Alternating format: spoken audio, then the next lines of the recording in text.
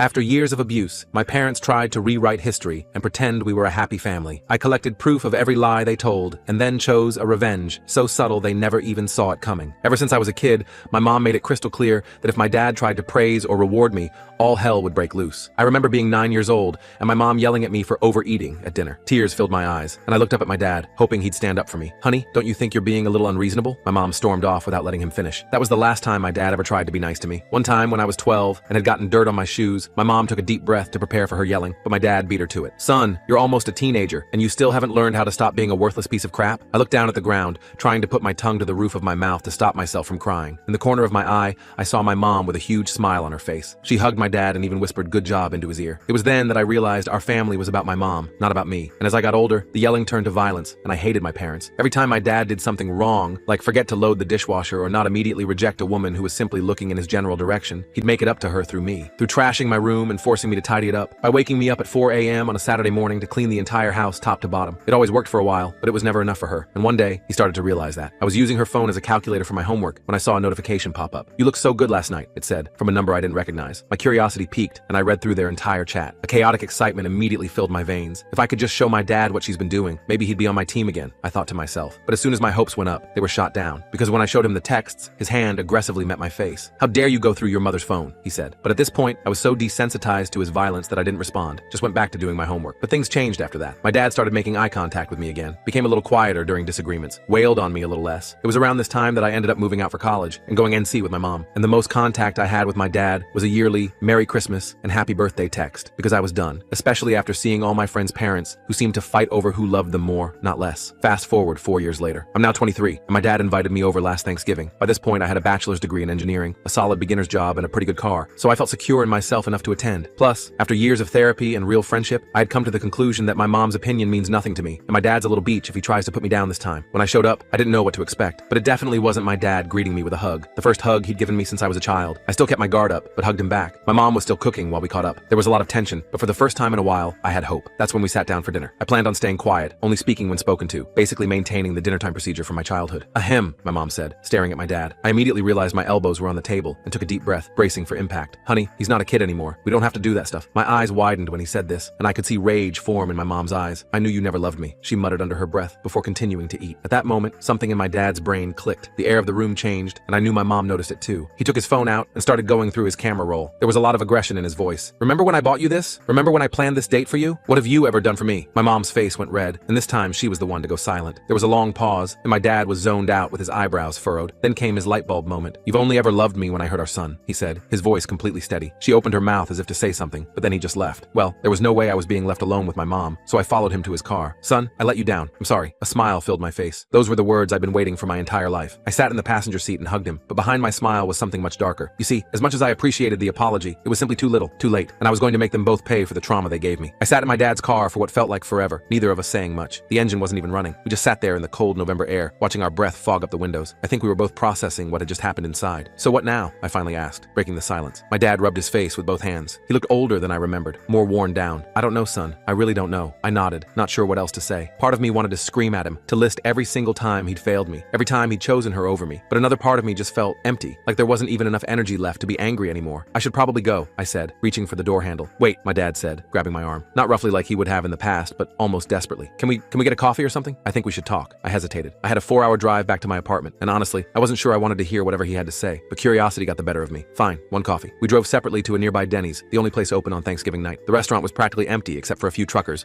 and what looked like other refugees from family dinners gone wrong. We slid into a booth, and a tired-looking waitress named Debbie took our order. "So," I said after our coffees arrived, "you wanted to talk?" My dad stared into his mug like it held the answers to all of life's questions. "I've been seeing a therapist," he said finally. That was literally the last thing I expected him to say. My dad was old school, the kind of guy who thought therapy was for weak people who can't handle their problems. I nearly spit out my coffee. "For how long?" I asked. "About 6 months now," he replied. "After your mom's incident." "What incident?" He looked surprised. "You don't know? I thought maybe that's why you agreed to come for Thanksgiving." I shook my head, completely lost. "Your mom had a breakdown back in May. She got fired from her job for screaming at her boss, then crashed her car into a grocery store display window. Nobody was hurt, but she got ordered to do anger management and therapy as part of her probation." I sat back, processing this information. It was hard to imagine my mom in therapy. She'd always acted like she was perfect, and everyone else was the problem. "So you started therapy because of her?" I asked. "Kind of. The court suggested couples counseling too, and I went along with it at first just to support her. But then my therapist suggested I might benefit from some individual sessions." He took a sip of his coffee. "That's when I started to realize how fucked up everything was. How fucked up up I was. I didn't say anything. What was there to say? Congratulations on finally realizing you were an abusive father didn't seem appropriate. I know it doesn't change anything, he continued. I know I can't take back what I did to you, but I want you to know I see it now. I see what we did, what I did, and I'm sorry. I nodded, still not trusting myself to speak. This was surreal. After years of fantasizing about my dad acknowledging the abuse, it was actually happening. But instead of feeling vindicated or relieved, I just felt numb. What about Mom? I finally asked. Is therapy helping her too? My dad's face darkened. She stopped going after the mandatory sessions ended. Says it's all bullshit, and the therapist was biased against her. That's why I was surprised when she agreed to have you over for Thanksgiving. I thought maybe she was making progress too. Clearly not, I said, remembering her reaction at dinner. No, he agreed. Clearly not. We sat in silence for a while, sipping our coffees. The waitress came by and refilled our mugs without asking. I guess we looked like we needed it. I'm leaving her, my dad said suddenly. I've been planning it for a few months now. I've got an apartment lined up and everything. I was going to wait until after the holidays, but after tonight, he shrugged. What's the point in waiting? Again, I was blindsided. My parents had been together for over 25 years. Despite everything, I never imagined them apart. What are you going to do? I asked. Start over, I guess. Try to build a life that isn't based on whatever the hell our marriage was based on. He looked at me directly. I'd like to try to build a relationship with you too, if you're willing. A real one this time. I didn't know how to respond to that. Part of me wanted to give him a chance, but another part, the darker part that had been growing inside me for years, whispered that it was too late, that he didn't deserve forgiveness, that he and my mom both needed to pay for what they'd done to me. I need time to think about it, I said finally. He nodded. I understand. Take all the time you need. We finished our coffees in silence, and he paid the bill despite my half-hearted attempt to split it. We walked out to the parking lot together. Drive safe, he said, giving me an awkward pat on the shoulder. You too, I replied automatically. I got in my car and watched him drive away, presumably back to the house where my mom was still sitting at that Thanksgiving table, stewing in her anger. For a brief moment, I felt sorry for him having to go back there, but then I remembered all the times he'd chosen to stay, all the times he'd participated in my abuse to keep her happy, and the sympathy evaporated. The drive back to my apartment was long and dark. I had plenty of time to think about everything that had happened. By the time I pulled into my parking spot, I had made a decision. I was going to give my dad a chance, one chance, to prove he had really changed. But my mom, she was going to get exactly what she deserved. I spent the next few weeks plotting. I know that sounds dramatic, but that's literally what I was doing. I started by gathering evidence. I still had screenshots of those texts from when my mom was cheating years ago. I also had emails, voice messages, and even some videos documenting the abuse I'd suffered. I'd been collecting them for years, almost subconsciously, like I always knew this day would come. I created a private Instagram account and started uploading everything there. The texts, the emails where my mom called me worthless, the video I'd secretly recorded when I was 17, where she threw a plate at my head for getting a B in chemistry, the voicemail where she drunkenly told me she wished I'd never been born. All of it, carefully organized and time-stamped. Then I started reaching out to people from my past, former teachers who had suspected something was wrong but never intervened, neighbors who had heard the screaming, even my mom's sister, my Aunt Rachel, who had stopped coming around when I was about 14 because she couldn't stand to watch how my mom treated me. I always knew something wasn't right in that house, Aunt Rachel told me when we met for lunch in December. I tried to talk to your mom about it a few times, but she would get so defensive. Eventually, she just cut me off completely. Did you ever think about calling CPS? I asked, trying to keep the bitterness out of my voice. She looked down at her plate. I should have. I know that now. I guess I told myself it wasn't that bad, that I was overreacting. I'm so sorry, Michael. I nodded, accepting her apology, even though it didn't really change anything. But Aunt Rachel was useful. She had stories about my mom from childhood, about patterns of behavior that went back decades. She also had contact information for other family members who had distanced themselves from my mom over the years. More pieces for my puzzle. Meanwhile, my dad kept texting me, just casual stuff at first, asking how work was going, sending me articles about engineering projects he thought I might find interesting. Then he started opening up more, sharing insights from his therapy sessions, admitting specific things he'd done wrong in the past. Remember when I threw out your science fair project because you got a higher grade than your cousin? I've been thinking about that a lot lately. It was cruel, and I'm sorry. I should have protected you from your mother's anger. Instead, I used you as a shield. You deserved better. Each text was like a tiny piece of validation. All those years I'd spent wondering if I was crazy, if I was exaggerating the abuse in my head. Here was proof that it had been real, that it had been as bad as I remembered. I decided to meet up with my dad again just before Christmas. We went to a real restaurant this time, not Denny's. He looked better than he had at Thanksgiving, less haunted, more present. I did it, he said as soon as we sat down. I moved out last weekend. I'm in my new apartment now. How did Mom take it? I asked, genuinely curious. He grimaced. About how you'd expect. There was screaming, crying, threats. She threw my clothes out on the front lawn and set fire to my favorite chair. Jesus, I muttered. Yeah, the neighbors called the cops, but she had calmed down by the time they arrived. Put on her sweet, confused wife act. He shook his head. I'm filing for divorce after the new year. I nodded, taking a sip of my water. Have you told anyone else? Just my brother and my therapist. I'm not ready for the whole family interrogation yet. He paused. I haven't told them everything. About how I treated you, I mean. I'm still working up to that. Part of me wanted to say, don't worry, Dad. They'll all know soon enough. But I kept that to myself. I was thinking, he continued, maybe you could come see my new place sometime. It's nothing fancy, but it's clean and quiet. We could watch a game or something. I agreed, more out of curiosity than any real desire to bond. I wanted to see this new life he was creating for himself. Wanted to see if it was real or just another act. His apartment was exactly as he'd described it. Small, clean, and quiet. A one-bedroom in a decent part of town, furnished with what looked like the bare minimum from IKEA. No personal touches yet, no photos or decorations. It was the apartment of someone starting from scratch. We ordered pizza and watched basketball, making awkward small talk during the commercials. It was weird being alone with my dad without the threat of my mom's anger hanging over us. I kept waiting for him to snap, to revert back to the man I'd grown up with, but he didn't. As I was leaving,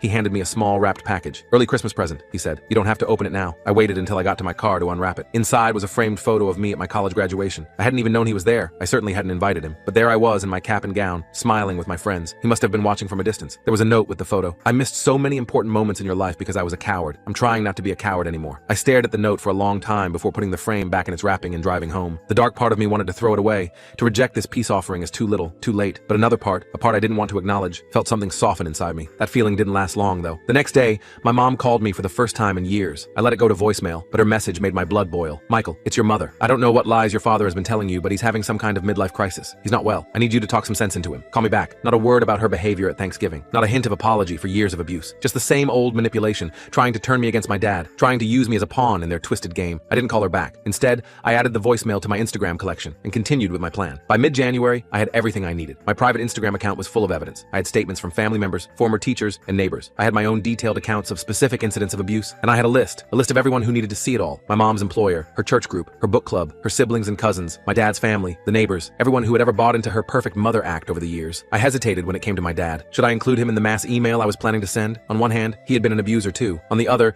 he seemed to be genuinely trying to change, to make amends. In the end, I decided to warn him, not because he deserved it, but because I wanted to see how he would react. I called him on a Tuesday evening in late January. Dad, I need to tell you something, I said as soon as he picked up. What's wrong? Are you okay? The concern in his voice sounded genuine. I'm fine, but I'm about to do something that's going to affect you, and I thought you should know in advance. Okay? He said cautiously. I'm going to expose Mom, everything she did to me, everything you both did. I have evidence, testimonials from other people. I'm sending it all out tomorrow, to her work, her friends, our family, everyone. There was a long silence on the other end of the line. I waited, curious to see if the old dad would emerge, if he would threaten me, or try to defend her. I understand, he said finally, his voice quiet. You're not going to try to stop me? I asked, surprised. Number, you have every right to tell your story. What we did to you was wrong, and if this is what you need to do to heal, then that's what you should do. I hadn't expected that. I'd been prepared for anger, for manipulation, for him to revert to his old ways. His acceptance threw me off balance. I'll be included in this too, I assume, he asked. Yes, I admitted. I can't tell the story without including your part in it. That's fair, he said. Just, can I ask one thing? What? Can you mention that I'm in therapy now? That I'm trying to change? Not to excuse what I did, just, I don't want to lose my job over this. I need to be able to support myself now that I'm on my own. I thought about it. It was a reasonable request, and unlike my mom, he had actually apologized and shown remorse. I can do that, I said. Thank you, he paused. For what it's worth, I'm proud of you for standing up for yourself, even if it's against us. After we hung up, I sat at my computer, staring at the email I had drafted. It was addressed to over 50 people, with a link to the Instagram account and a brief explanation of what they would find there. My finger hovered over the send button. Was I really going to do this? Was I really going to blow up my family's life? My mom would be humiliated, possibly lose her job. My dad would have to face the judgment of everyone who knew him. And me? What would I get out of it? Justice, whispered that dark part of me. Validation, revenge. But another voice, maybe the voice of my therapist, asked, will this actually help you heal? Or will it just keep you trapped in the cycle of pain? I closed my laptop without sending the email. I needed more time to think. The next day, I got a text from my dad. Whatever you decide, I support you. That text was the tipping point. Not because it made me feel better about my dad,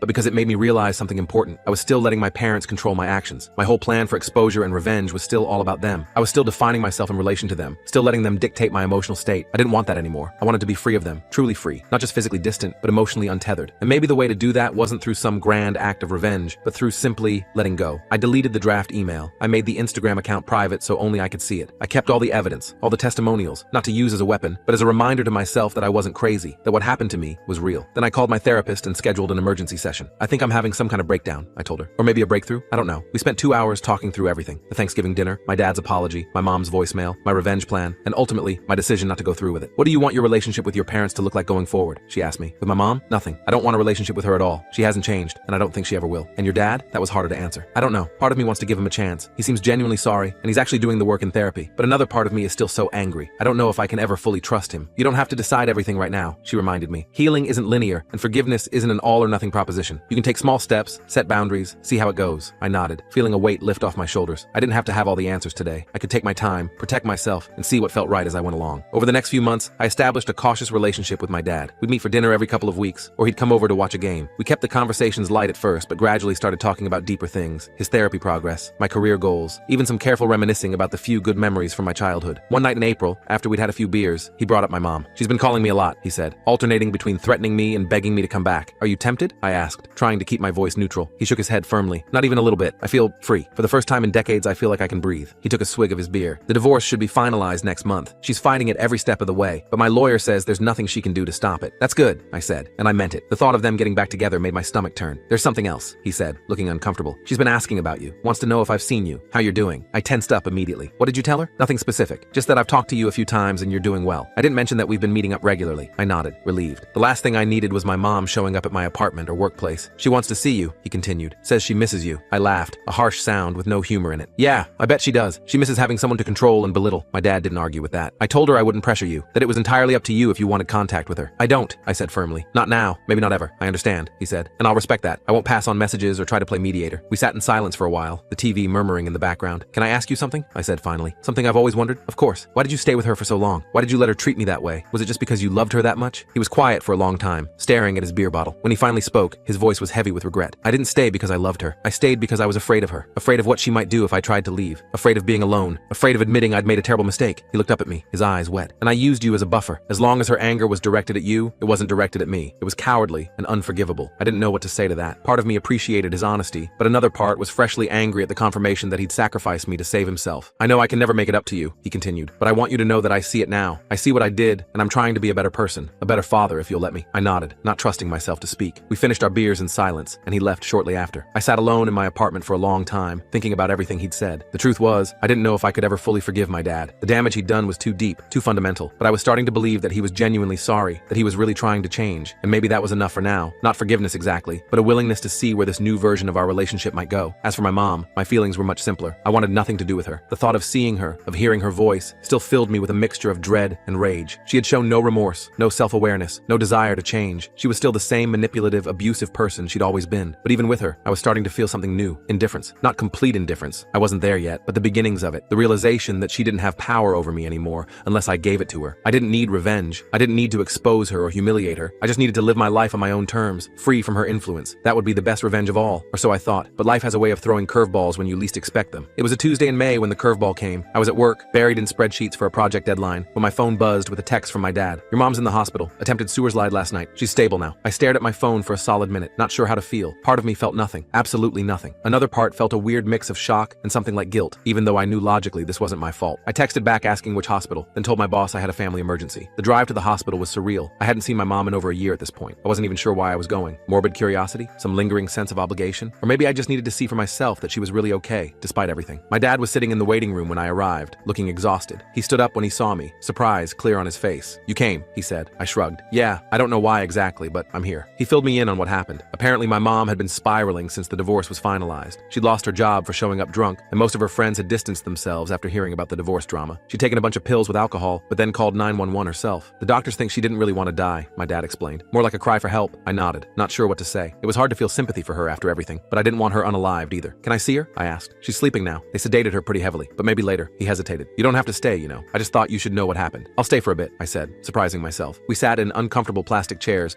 drinking terrible hospital coffee. My dad looked like he'd aged 10 years overnight. Why are you here? I finally asked him. You're divorced. She's not your responsibility anymore. He sighed. I know, but there's no one else. Her sister lives across the country, and she's alienated pretty much everyone else in her life. He rubbed his face. I don't love her anymore, but I was married to her for 25 years. I can't just not care at all. I understood that, weirdly enough. No matter how much I wanted to not care about my mom, there was still some tiny part of me that did. Not in a healthy way, but in that complicated way you care about someone who's hurt you deeply. A doctor came out a few hours later and told us my mom was awake. We could see her if we wanted to, but only for a short visit. She needed rest. You go first, I told my dad. I need a minute. While he was in with her, I paced the hallway, trying to decide what to say. Should I be angry? Sympathetic? Distant? I had no script for this situation. When my dad came out, he looked drained. She's asking for you, he said. I took a deep breath and walked into the room. My mom looked small in the hospital bed, hooked up to monitors. Her hair was a mess, and without makeup, I could see how much she'd aged. She looked up when I entered, and her eyes filled with tears. Michael, she said, her voice raspy. You came. I stood awkwardly at the foot of her bed. Yeah, Dad texted me. I didn't think you'd come, she said. Not after everything. I didn't know what to say to that, so I just nodded. I'm sorry, she whispered. I know I was a terrible mother. I froze. In all my life, I had never heard my mom apologize for anything, let alone admit she was a bad parent. I immediately felt suspicious. Was this just another manipulation? A ploy for sympathy? The doctors say I have to do therapy, she continued when I didn't respond. As part of my treatment plan, they think I have issues. No shit, I thought, but didn't say. I don't expect you to forgive me, she said. I just wanted you to know that I know I was wrong about a lot of things. I still didn't trust it, but I nodded again. Okay. We sat in awkward silence for a few minutes. I was about to leave when she spoke again. Your father told me he's been seeing you, that you two are talking again. I tensed up, shooting a glance at the door where my dad had disappeared. Yeah, sometimes. That's good, she said, surprising me. He was always a better father than I was a mother. Even with all the,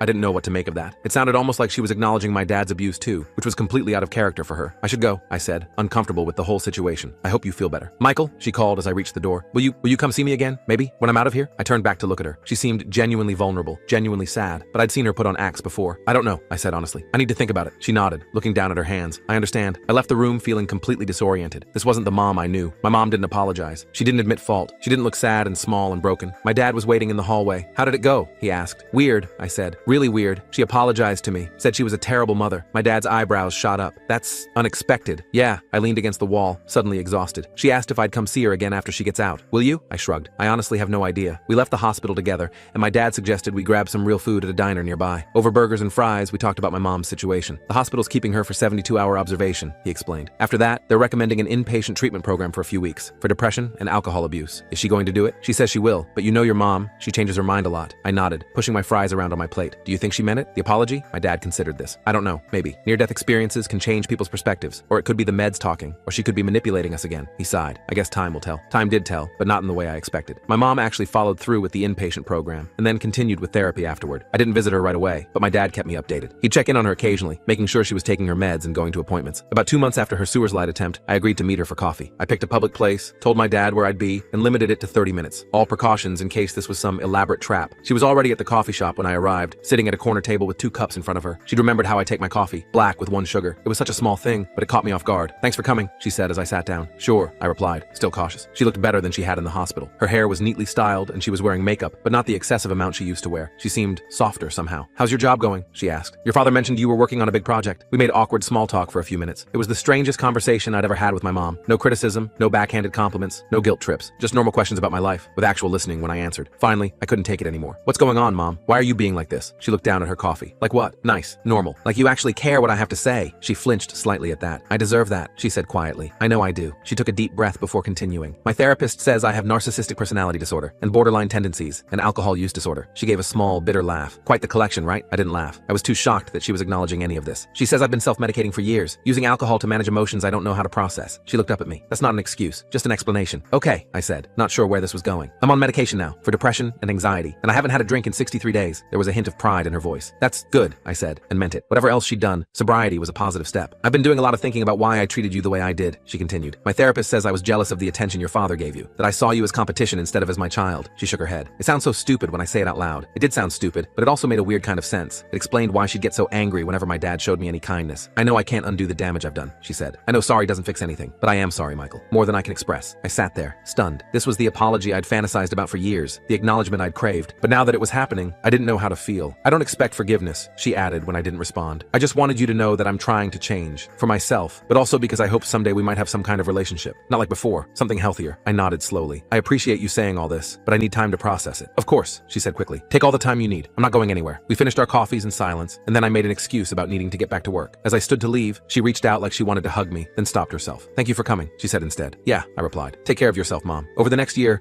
my relationship with both my parents evolved in ways I never could have predicted. My dad and I grew closer. We started doing normal father-son stuff, watching sports, working on his car, even taking a fishing trip. He wasn't perfect, and sometimes he'd say or do things that triggered old memories, but he was trying. And when he messed up, he'd apologize immediately and genuinely. My mom was a more complicated story. I kept my distance at first, only meeting her in public places for short periods. But as months passed and she stayed consistent with her therapy and sobriety, I cautiously allowed her more space in my life. We'd never have the close mother-son relationship you see in movies, but we developed something that was at least not actively harmful. The real test came last Thanksgiving, exactly 1 year after that disastrous dinner that had changed everything. My dad suggested we all have dinner together at a restaurant, neutral territory. Are you sure that's a good idea? I asked him. Probably not, he admitted. But your mom's been asking, and I thought maybe, I don't know, maybe it would be good closure for all of us. I agreed reluctantly, and we met at a nice steakhouse downtown. The first few minutes were awkward as hell, all of us overly polite, tiptoeing around each other. But gradually, the conversation became more natural. My mom asked about my new apartment, my dad talked about a woodworking class he was taking, and I shared stories about a recent work trip. No one yelled, no one cried, no one stormed out. It was just dinner. Normal, boring dinner with 2 people who happened to be my parents. As we were finishing dessert, my mom cleared her throat. I want to thank you both, she said, for giving me another chance. I know I don't deserve it. My dad and I exchanged glances. Neither of us was quite comfortable with emotional moments like this. We're all just doing our best, my dad said finally. I nodded in agreement. One day at a time, right? It wasn't perfect. We all still had our issues, our triggers, our bad days. My mom would occasionally slip into old patterns when she was stressed, though she'd catch herself faster now. My dad still struggled with setting boundaries. And me? I was still working through years of trauma and therapy, but we were trying. All of us, in our own ways, were trying to be better than we had been. And maybe that's all anyone can really do. As I drove home that night, I thought about how differently things had turned out from what I'd planned a year ago. I'd been so focused on revenge, on making my parents pay for what they'd done. But in the end, the best revenge wasn't exposure or humiliation. It was building a life that wasn't defined by them or their abuse. It was finding my own path to healing. I still had that private Instagram account with all the evidence. I kept it as a reminder, not of what I'd suffered, but of how far I'd come. From a scared kid who couldn't stand up for himself to a man who could set boundaries and demand respect. From someone consumed by anger and pain